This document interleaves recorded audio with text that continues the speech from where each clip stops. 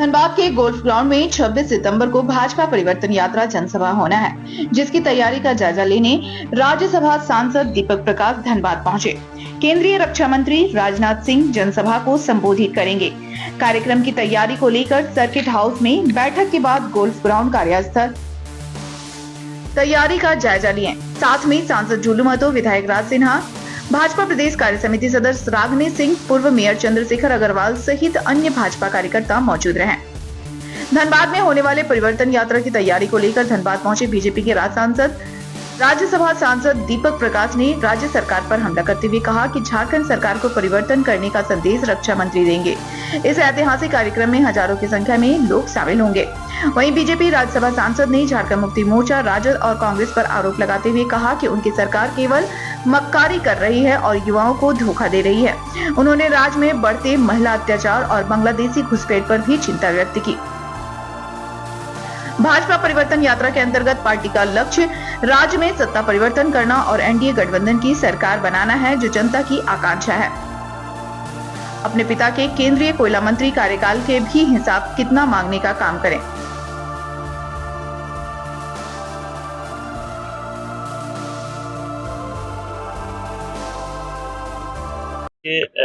कल परिवर्तन यात्रा भव्य होगा, ऐतिहासिक होगा और इस ऐतिहासिक यात्रा में हमारे देश के यशस्वी रक्षा मंत्री राजनाथ सिंह जी उपस्थित होंगे और उनके बातों को सारे देवतुल जनता के बीच में रखे जाएंगे और निश्चित तौर पर उनकी बातों से एक एक सच्चाई हम सब के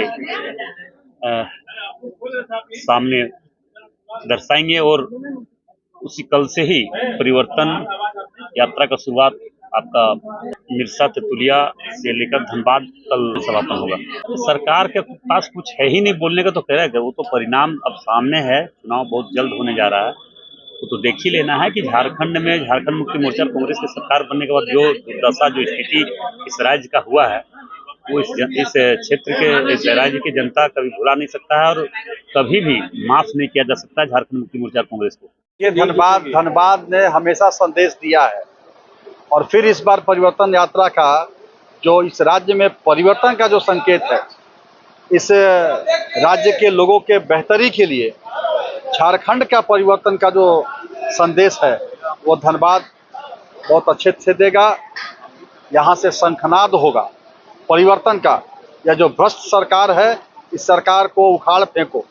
यह जो युवाओं को ठगने वाली सरकार है, इस सरकार को नेस्तनाबूद कर दो।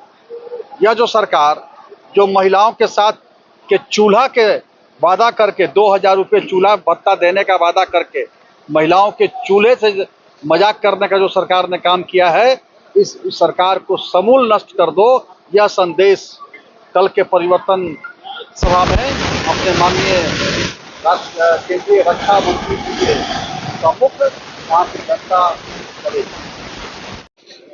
भारतीय जनता पार्टी झारखंड प्रदेश के तत्वाधान में 6 यात्राएं निकली और ये धनबाद की ये जो यात्रा है, जो कल समारोह है, ये यात्रा झारखंड धाम से निकली है। वहां अमित शाह जी ने और कल समारोह में देश के यशस्वी भारतीय जनता पार्टी के पूर्व राष्ट्रीय अध्यक्ष और भारत के रक्षा मंत्री श्रीमान राजनाथ सिंह का कल यहाँ पर पदार्पण हो रहा है 2 बजे और ऐतिहासिक रैली, ऐतिहासिक सभा साबित होगी, क्योंकि जनता, झारखंड की जनता की आकांक्षा है राज्य में सत्ता परिवर्तन और सत्ता परिवर्तन के साथ भारतीय जनता पार्टी की सरकार, एनडीए गठबंधन की सरकार झारखंड में बने।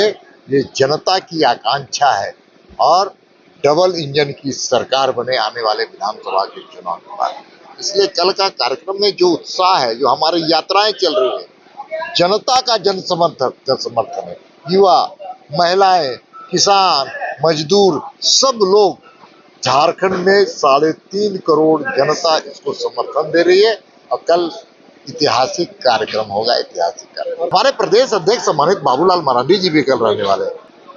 झारखंड मुक्ति मोर्चा और कांग्रेस और आरजेडी की सरकार मक्कार मक्कारी करते हुए और मुंगेरी लाल के हसीन सपने दिखा करके सत्ता पर काबिज हुए। जिस प्रकार से युवाओं को ठगने का काम किया नौकरी के सवाल पर, महिलाओं के साथ अनाचार और अत्याचार की घटना पूरे देश में सबसे ज्यादा यहाँ हुई।